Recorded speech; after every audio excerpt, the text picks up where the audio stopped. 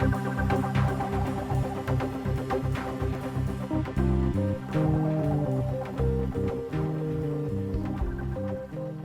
think maybe with this segment, I was going to do some recommendations to band directors, then we can head into. Things to do with as a band director and then programming. Mm-hmm. Okay. So, one band director. Both are recording, right? I did press record. I want to make sure. Yeah, I've done that at some festivals sometimes. You talking away, and nothing's recording. Okay, start. Yeah, was it last year that we did MBDA and we started before you guys were in the room? Yes. Yes. Long for Legend was so good too. And I was like, oh, freaking A. No, we're not going back. Okay. So programming. And then nonsense. Okay. All right. Welcome back, everybody, to the Growing Band Director Podcast. This is episode 54 with Terry White. Hopefully you heard episode 53 because it was great. Terry, what did we talk about in episode 53? What we just talked about. Well, basically, talk more about me than I, move on from that. No tips. And the, things that band directors can do. Don't be afraid to consult and ask, not necessarily for help, just for ideas. Yeah. I made a comment just yesterday. I was doing some auditions, and I said, a lot of us ride together and we go to festivals or, even playing golf, and we talk shop. And a lot of these guys, they already get it, and they're still talking shop. They want to be better at what they do. Mm-hmm. There's no downside to having a conversation. And I remember one time in one of my schools, they were switching to block schedule. And I know that's a big topic for people. And someone had put a bug on my ear how it worked for them just by having the conversation. I couldn't do exactly what that person had done, but it helped me think outside the box, and we were able to schedule the band within that block schedule so we didn't get clobbered like a lot of schools do. Mm-hmm. And it came about just from conversation. So, and in all your time as a judge, you gave us some keys to making our bands better, the big thing. So people have to go back and listen to that if they want to get all your tidbits on that. So this podcast is going to be about programming and things band directors can do as a writer and arranger. So you have a lot of experience in the marching band, the jazz band, concert band realm, writing. You can make any group sound good, I believe. I have yet to give you a group that you can't make sound good, and some of them pushed it. First, what I wanted to talk about, we're going to talk mainly on the jazz ensemble side of things. If people don't know, is Don Zentz. Don Zentz lives in Jacksonville, Florida. Shout out to Don. And he is, are you guys the same age? Is he a little younger than you? I got to be older. I'm almost 70, so. Okay. You don't look a day over 60. Yeah, right. And we've had Don up to do a bunch of things. And I know he's sort of a stalwart down in the Florida area. But he's got this list, and we're going to link it to this podcast. So if anybody, go in the description and you'll be able to click on it. And it's basically his recommendations of charts. And it's hundreds of charts of just all these great charts that people can use for their band. And it's an amazing resource. Well, I saw Don for the first time when he did Jazz All-State here in Maine. Mm-hmm. And then last year he did a clinic at Midwest. It was fabulous. I mean, it was. What was the clinic on? Teaching style for the kids, what your kids can do. He showed a video of, I think it was an 11-year-old drummer that had listened to Sonny Payne playing with on Shiny Stockings, basically. And the kid had every lick down. I mean, he was kicking the band like there was nobody's business. And it basically showing you can do this stuff. It's not, but you need to understand the style. Yeah. And he talked about various techniques and charts and literature. It was great. Yeah.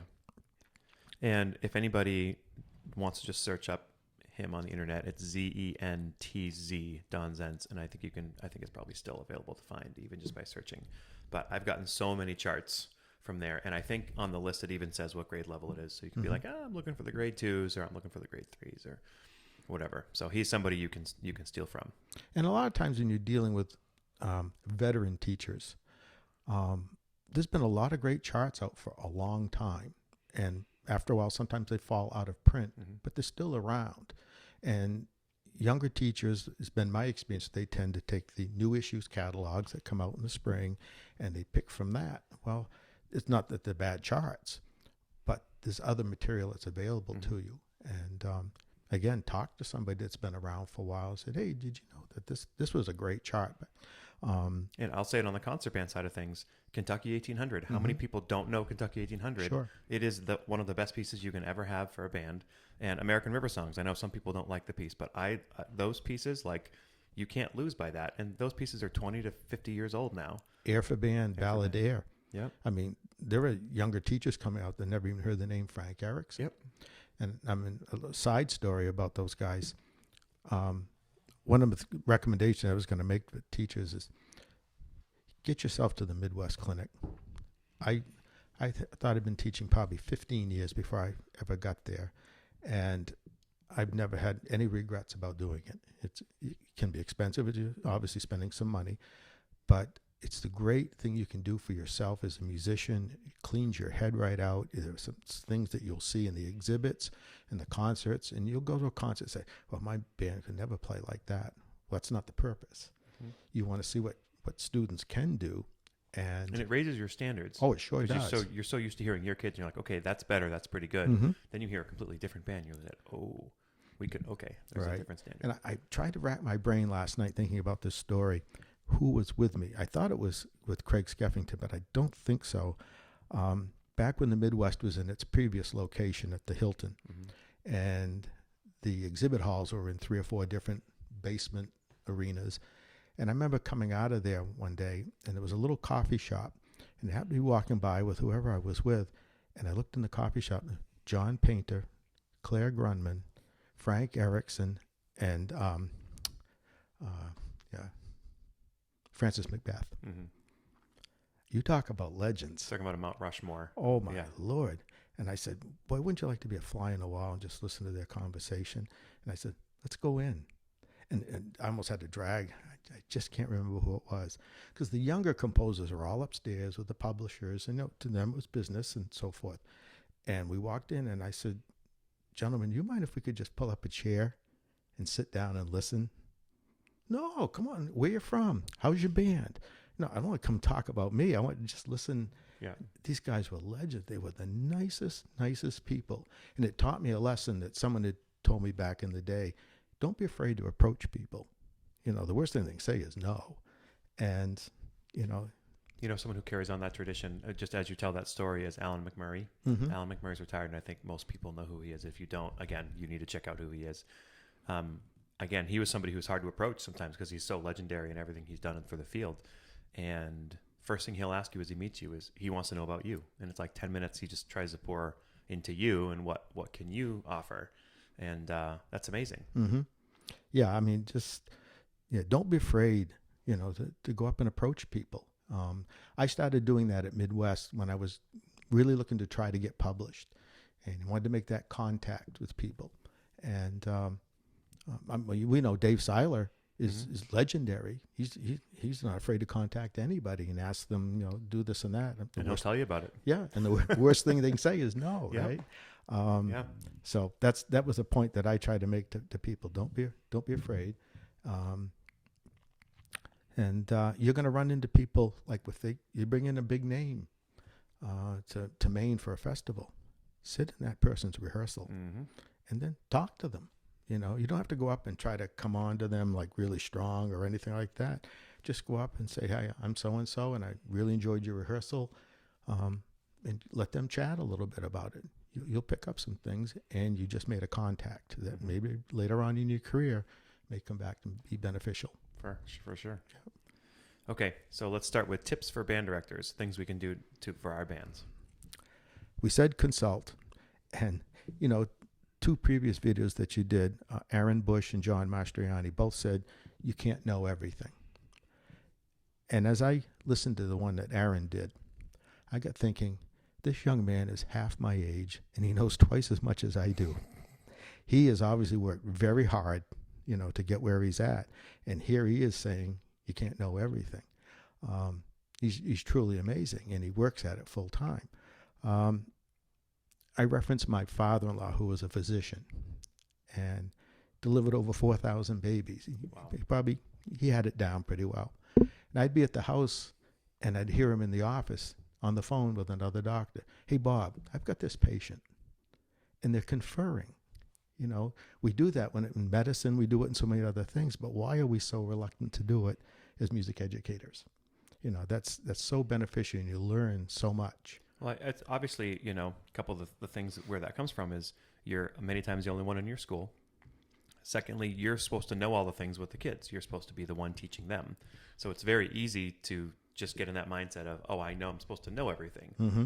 But you're right. The minute you turn it around and you realize you don't know everything and you need to learn from anywhere, Right. your career changes. Right.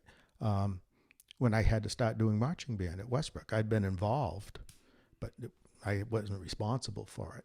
And I was writing the shows, and I had to learn a lot and learn it fast. I was going to a lot of drum corps shows that summer. Fortunately, back then there was one almost every weekend in Massachusetts, so there was something to go to and listen to. Mm-hmm. The other thing is and sounds simplified, but you have to be a hard worker. And what I mean by that is, when I went to a school that was going to have marching band, and I went to a new school district, I had to learn that community. Mm-hmm. And I was there all summer long the first summer. I mean, I had to figure out what we had and didn't have to work with. I wanted to find out kids who hadn't been in the program. I mean, I basically lived in that community all summer long.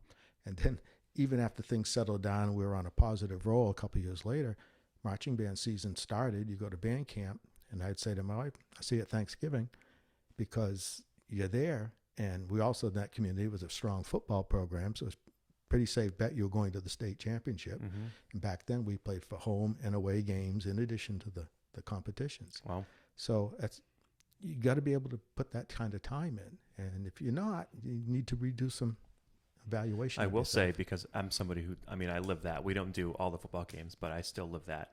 And a couple things I did in my program when I started, we were 5:30 to 8. And I think that probably came from kids who were also doing sports would go after school, and then they would but we didn't really have many crossover kids. Mm-hmm. So a number of years ago, when I had a young family, I said, I can't miss dinner. I said, I basically, whatever we do, if I'm home for dinner every single night, then I feel like I'm staying connected with my family, and I'm not going to take those months away.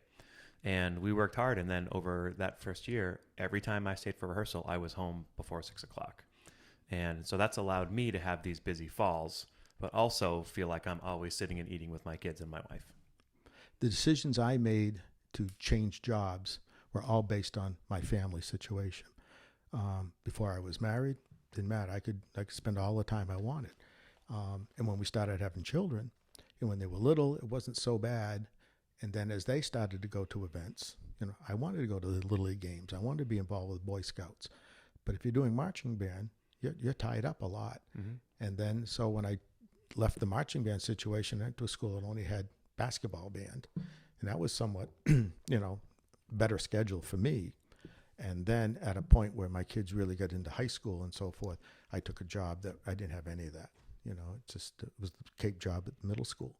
And you're out for Memorial Day weekend or stuff like that. You still had some things you had to do. But they're rare. Right. They were very rare.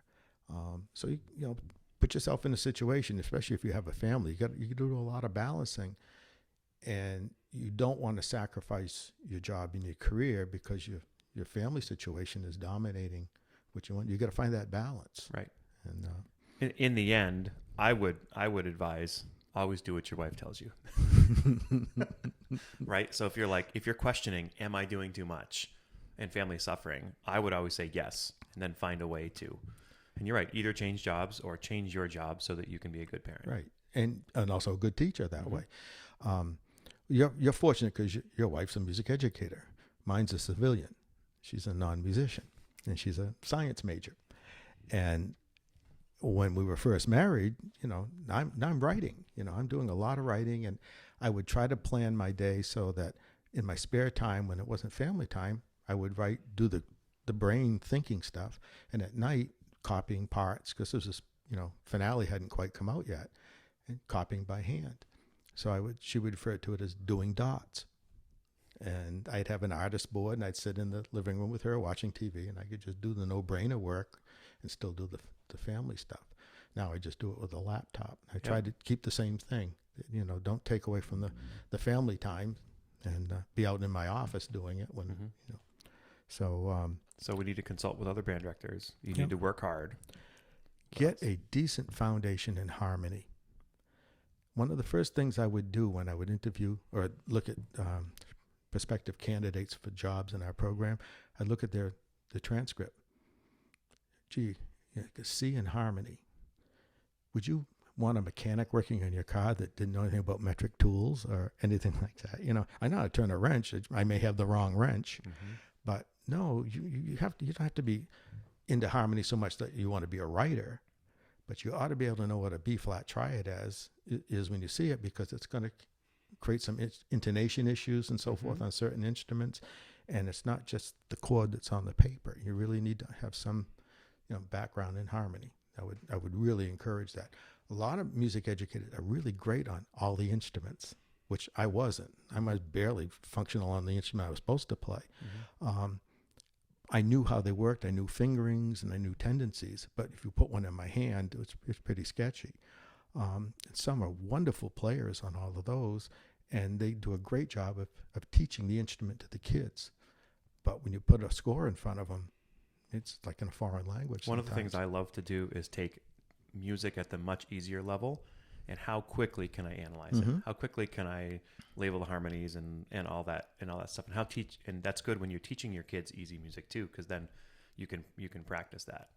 At the high school level, for many years, there were a lot of great charts available. Creative World publications, which were Stan Kenton charts, Maynard Ferguson charts, Les Hooper.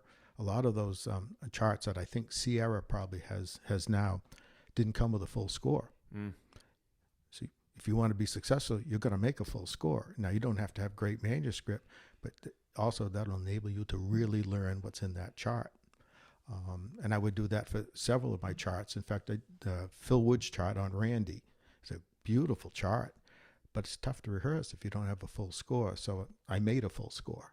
And for any directors that would like that, just give me a shout. I'll be glad to email it to you, because it's worth having. It's frustrating when you're, okay, who has third trombone? What do you have in that measure? Well, I'm not playing in that measure, and it's really tough and wastes a lot of time doing that. But that's how you learn scores. There were some concert band scores similar to that. There's less and less of it now, but they would have the condensed. Right. We used to refer to it as the Sears and Roebuck score. Let's see. Okay, so harmony.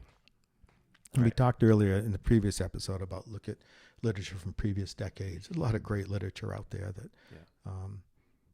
And keep lists of that literature. Just have it somewhere, and just all the stuff you like, keep it down somewhere. So then when you're looking for charts, you have pages and pages and pages of charts and writers that you like.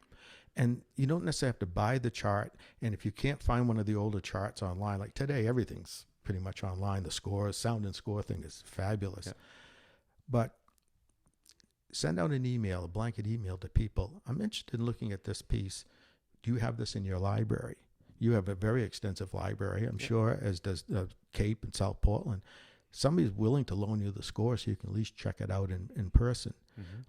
I mean, back in that day, we used to get the flimsy little plastic, demo recording that you had to put on your turntable and put a quarter on it so it wouldn't slip around. And then we really gravitated to cassette tapes. That's how. And then it was typical of publishers, though. They would give you only a part of the arrangement, and they would tell you it's because you're saving money. No, it's because they cut out just before you went to the key of G flat, and people, they'll never buy this, So today there are so many advantages, which is great.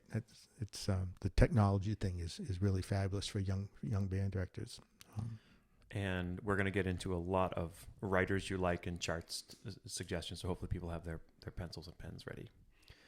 Okay, after harmony, what else? One of the things that I found as an early teacher, I didn't know much about percussion.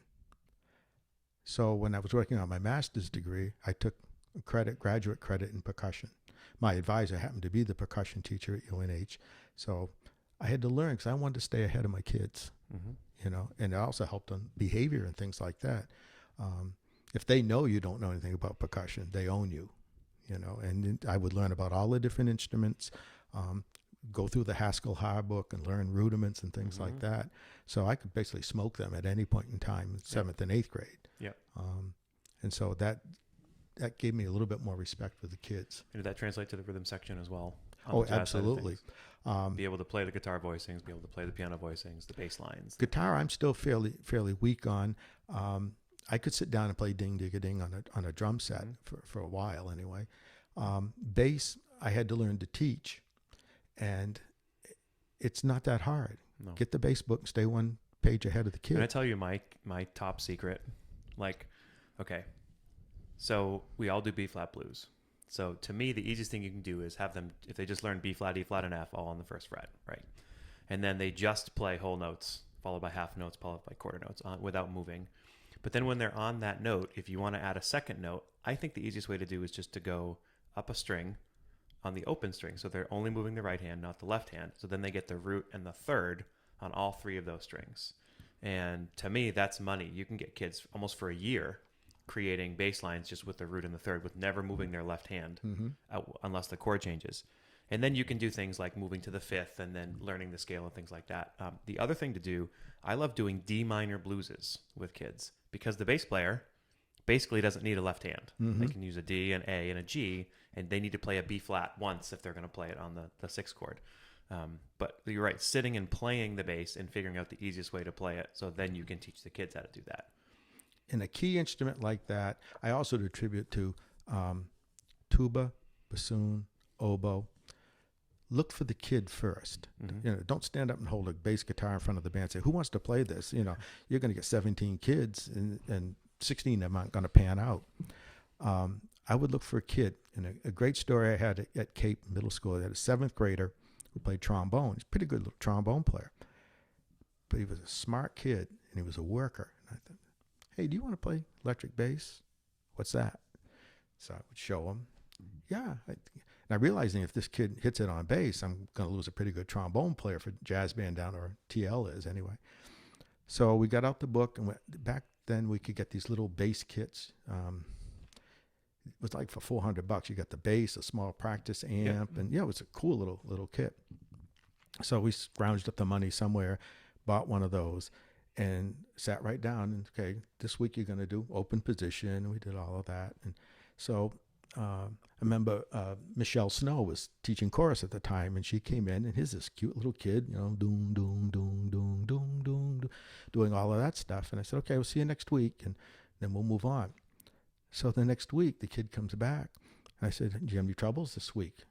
No. Hey, but Mr. White, check this out. Do-do-do-do-do-do-do-do. It's my grandfather's birthday, so I learned how to play Happy Birthday on bass. I was like, a kid smoked me in one lesson, man, because I figured we had something here special. And Michelle had come in, and she said, is this the same kid last week? I said, yeah, I'm a great bass teacher. So, they say good things can happen by accident. I also had learned at Berkeley enough piano to fool a lot of people. And I write my voicings and most of my younger kids' charts, even high school kids, that I can play. And on my big band, when we do a vocal chart and Chris Humphrey would go front the band, I'd go over and, just sit at the piano and play some voicings and stuff. And I would fool people to someone say, geez, I know you play piano. What are you doing next Saturday night? I said, no, I'm not available. I'm not going to go down that road. But, you can teach yourself to do those things. Yeah. So for band directors who know only how to play some classical harmony, let's go Jazz 101. Left hand, third and seventh. Yep. One of the things that I would, when Don Doan would write an arrangement, he was a very basic arranger. So if you had a chart where the root of a C seventh chord was in the melody, Don would write G and E and, B flat, and it would, sound just like that. I said, Don, don't write the G, write A in there. Put the 13th in. And sometimes you can add the flat 9. He said, wow, that sounds so hip. I said, yeah, that's all you got to do is change a few of those notes.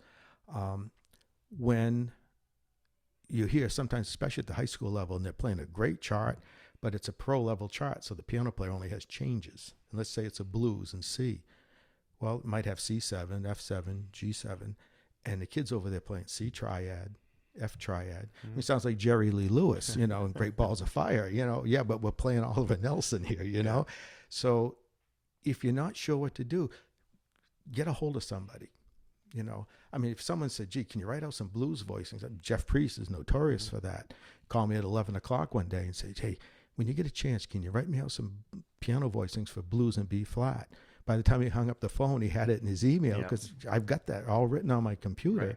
And, why reinvent the wheel? So I want to mention the Frank Mantooth miracle voicing. Is that okay? Sure. So third and seventh in the left hand. Let's say we're in B flat. So D and A flat. And then the right hand is the C. And it goes up and fourth. So C, F, B flat. And then, so with that, you have the third and the seventh in the left hand. And if the kid improvises in the right hand, they have the important notes.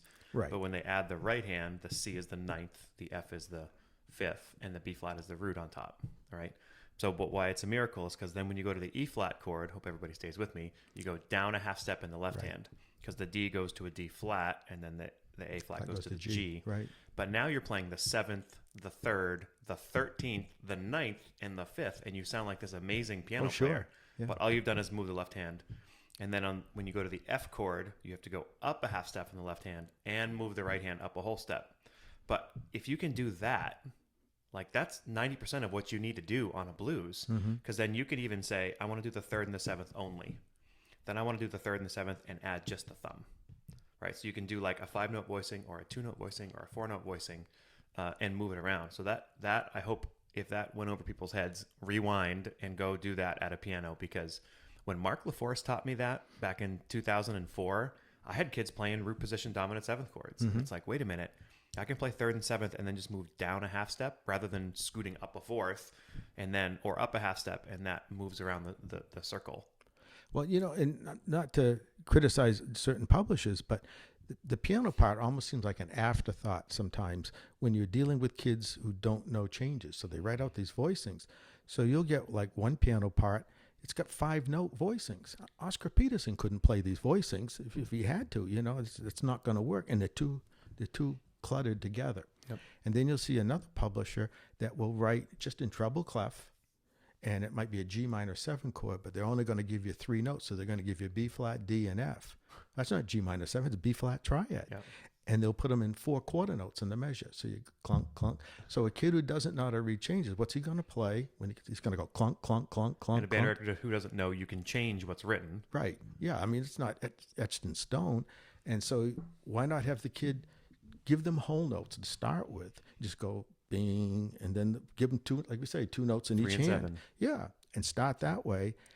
Say whole notes at first. And then after a while, you say to the kid, I want you to play it again, but I don't want you to play on beat 1. Get them off beat 1 and add your own rhythms. I mean, you're going to be working on this chart for several weeks or months. So it's a work in progress type thing. When in doubt, 3-7-9 will get you through. Sure. And even better, don't play. Yep. There's places you don't want to play. My wife always said, who'd want to be a piano player in a big band? You can't hear them. I said, yes, you can, if they play in the right places. They're there to back up soloists. I mean, look at Basie. I mean, you talk about a minimalist piano player, but every note he ever played was a gem. And one thing that I've heard piano teachers teach too, if you have a kid playing just 3-7-9 in the left hand or 3-7, if you want to do a right hand as well, but it's too confusing, they can literally just double the same thing. So left hand and right hand are the same notes up an octave. Sure. And all of a sudden it gets like this blocky chord kind of sound, and kind of sounds fuller when it's not any harder. And if you have a decent piano player and a decent guitar player, make sure they don't comp together. Because no two people are going to comp the same rhythms. Unless one is doing quarter notes. Right. If you're playing Freddie Green style or something like that. Which is also not as hard on the guitar as people think. Right. Just go on YouTube and look it up. There's a bunch of great videos. Even I can do it. So that's one of the most common things we say at festivals. You go in and the rhythm section, she's got so much going on behind a soloist. It's okay. Why don't you have the guitar player comp behind the tenor solo, and then the piano player comp behind the alto solo, and just back and forth. That way you kind of cull out all the different harmonic things that are going in to make it. Other things that directors do, especially if you're doing improvisation, and I deal with this at festivals a lot. I really, if at all possible, I like to have the soloist come down front and buy the rhythm section. When you think about it, once you get to that point in the chart, you have a combo. I mean, they may be playing backgrounds in the rest of the band, but in essence, would you have a combo set up with the soloist 15 feet away from the rhythm section? Right. And, you wouldn't do that, of course. And then at a festival, you want to give lots of kids the opportunity to solo, especially if they can really do that. So I try to set up 2 microphones. And if you set it up so and you have to take the time in rehearsal to say to the kid, when you come down, you use this microphone, and when you finish, turn left and go this way. back. And then that way you don't have this collision of kids or a kid not getting to the mic and he's halfway through his solo. He's going to get one chorus of blues and he can only get about 6 bars out. You have to take that kind of time to organize that. And then then the music still becomes the priority, not the show that's going on, or they're going to crash into each other and all of that. But put the soloist by the rhythm section. One of the things I also like to do with younger improvisers is I tell the rhythm section, when we get to the solo section, be more active. Like purposely play more on the snare drum, be more active as a rhythm section. It gives the soloists ideas, and it makes it more interesting, because how many bands do you listen to where like the chart is really good, the solo section is like, okay, down here, and then we go back, because the kids just aren't as good improvisers. Right. But if the rhythm section is more active, it at least makes it more interesting. And then when the soloists get better, then they can take the back seat and follow the soloist. Right. That's the other reason why you want to put the soloist with the rhythm section, just the confidence factor that you're not out there by yourself. Yeah, I mean, it's a tough job to learn to improvise and get in front of somebody in public. I mean, some kids you can see they have all the confidence in the world, and then there's others. It's like, get out there, you coward. You know, it's great. We sincerely appreciate you taking your valuable time and listening to the Growing Band Director podcast. Your students are very lucky to have a band director like you. If you have any suggestions for episode topics or think you have an area of expertise to share on a show with us, please reach out. If you enjoyed this episode, don't forget to subscribe. And if you want to help spread the word, please give us a 5-star review and tell your band director friends to subscribe as well.